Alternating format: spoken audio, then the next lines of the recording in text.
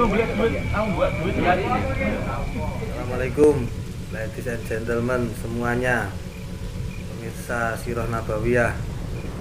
Alhamdulillahirrabbilalamin.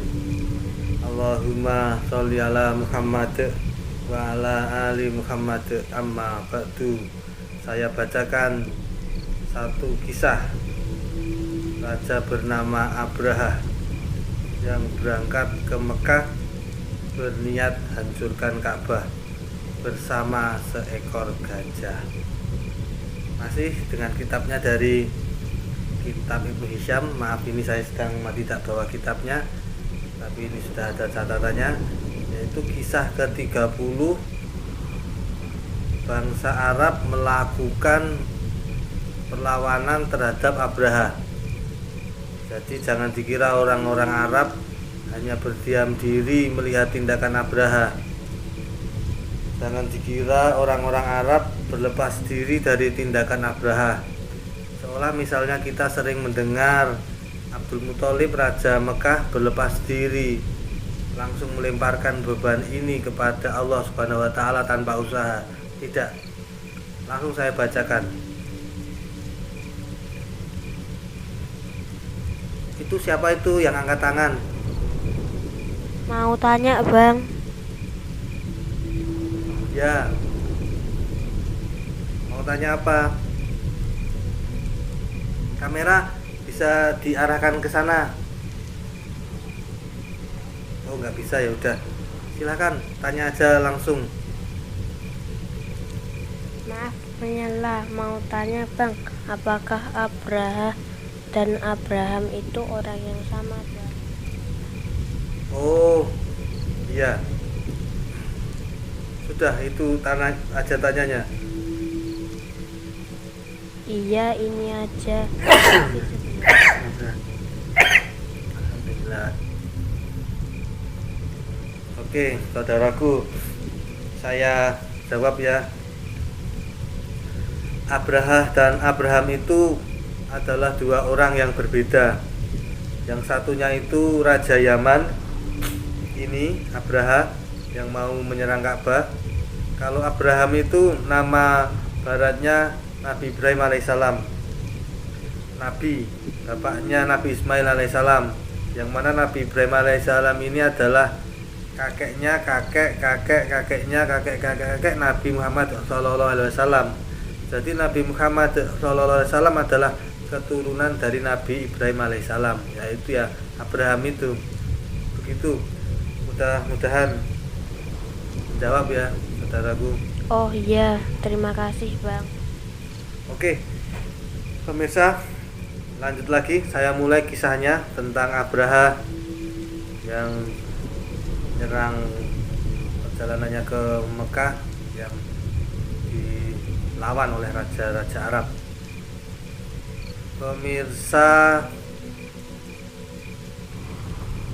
keputusan Abraha menyerang Ka'bah menuai perlawanan dari bangsa Arab, termasuk orang-orang Arab yang di Yaman. Jadi Abraha itu raja di Yaman. Nah, di Yaman itu ada orang Arab. Orang-orang Arab yang di Yaman itu sendiri sudah menghalangi Abraha untuk berangkat ke Mekah. Perlawanan pertama dari pemimpin orang-orang Arab yang di Yaman. Jadi di Yaman itu ada pemimpin orang-orang Arab di sana, yaitu namanya Zunafar. Abraha dengan sangat mudah menumpasnya. Bahkan Zunafar tertangkap dan ditawan. Ketika Abraha hendak membunuh Zunafar, Zunafar berkata, "Raja, jangan bunuh aku, karena barangkali keberadaanku akan lebih baik daripada engkau membunuhku."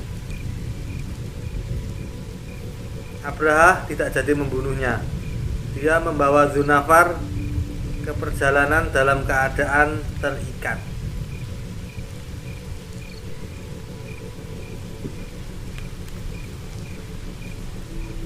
Abraha dan pasukannya kemudian melanjutkan perjalanan ke utara, menempuh jarak 1119 km dari Yaman ke arah Mekah utara.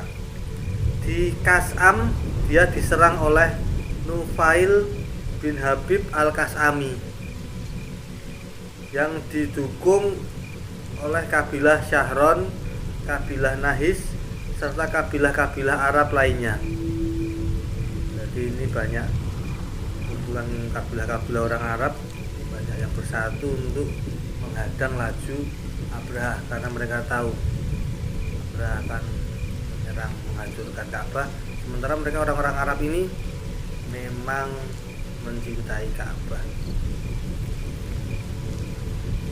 Abraha lagi-lagi memenangkan pertempuran dan Nufail jatuh menjadi tawanan perang. Jadi dua tadi, Dzunafar jadi tawanan rajanya, kemudian Nufail ini juga raja juga jadi tawanan. Ketika akan dibunuh Abraha, Nufail berkata, "Paduka Raja, jangan bunuh aku, karena aku bisa menjadi penunjuk jalan bagimu ke Arab, ke Mekah maksudnya, ke Ka'bah." Abraha membebaskan Nufail dari eksekusi dan bahkan malah menjadikannya penunjuk jalan yang berjalan bersamanya. Sampai di Thaif, Abraha dihadang orang-orang Sakif yang dipimpin oleh Mas'ud bin Mu'attib. Thaif itu kota di dekat Mekah, Namun Mas'ud bin Mu'attib mereka tidak jadi melakukan perlawanan. Bagi mereka Dzunafar dan Nufail bin Habib adalah dua orang yang sangat kuat. Melihat mereka berdua sudah kalah, orang-orang Thaif jadi ketakutan. Sebagai informasi, Abraha ini tidak mengetahui di mana letak Ka'bah. Dari Yaman dia bersama pasukannya tidak tahu akan kemana arah perjalanannya.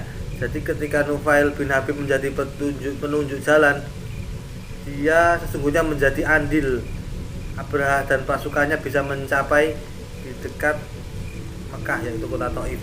Walaupun sesampainya di sana mereka tidak tahu kemana lagi arahnya ke Ka'bah, karena semua orang di Thaif bungkam. Tidak ada yang mau menunjukkan kemana arah menuju Ka'bah, padahal sudah dekat. Rakyat Thaif sangat ketakutan dengan kedatangan Abraha. Mereka khawatir Thaif akan diserang juga.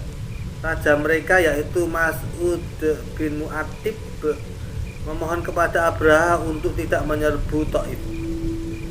Mereka tidak akan menghalangi tujuan Abraha ke Ka'bah, asalkan Abraha tidak menyerang Thaif. Jadi saking takutnya mereka nggak ikut campur, jadi tidak menghalangi lagi untuk Abraha ke Ka'bah. Jadi asalkan Abraha tidak menyerang Thaif. Sebagai bukti keseriusan ucapannya, dia akan mengirimkan orang untuk menunjukkan jalan pada Abraha ke Mekah. Mas'ud menyiarkan di kotanya, siapa yang bersedia mengantar Abraha ke Mekah. Namun tidak ada yang mau, kecuali satu orang, namanya Abu Righal. Abu Righal menunjukkan jalan ke Mekah. Jarak antara Thaif dengan Mekah adalah 87 km. Sampai di Al-Mughammis, berjarak 3 km dari Mekah, Abu Righal meninggal dunia, lalu dikubur di sana. Sejak saat itulah Abu Righal dicap sebagai pengkhianat karena menunjukkan jalan sampai ke Mekah pada Abraha. Pemirsa, hingga saat ini setiap orang yang melewati kuburan Abu Righal, mereka melemparinya dengan batu sebagai wujud kemarahan mereka akibat pengkhianatan Abu Righal. Bahkan nama Abu Righal dinisbatkan pada nama pengkhianat. Kata Ustadz Khalid Basalamah, di Mekah jika ada orang meneriaki lawan bicaranya dengan kata Abu Rigol, Abu Rigol, Abu Rigol, Abu Rigol gitu, berarti sama artinya mengatai dia seorang pengkhianat. Misal demikian yang saya sampaikan untuk kali ini, kisah ke-30. Mari kita tutup dengan doa. Ya Allah, Allahumma sholli ala Muhammad wa ala Muhammad. Ya Allah, aku mohon Engkau melindungi seluruh orang-orang Islam di seluruh daerah konflik seluruh dunia, Syria, Aleppo, Myanmar, Palestina, seluruh daerah konflik seluruh dunia. Amin. Makan kelapa, makan ketan. Sampai jumpa di lain kesempatan. Saya Bang Salman. Wassalamualaikum warahmatullahi wabarakatuh.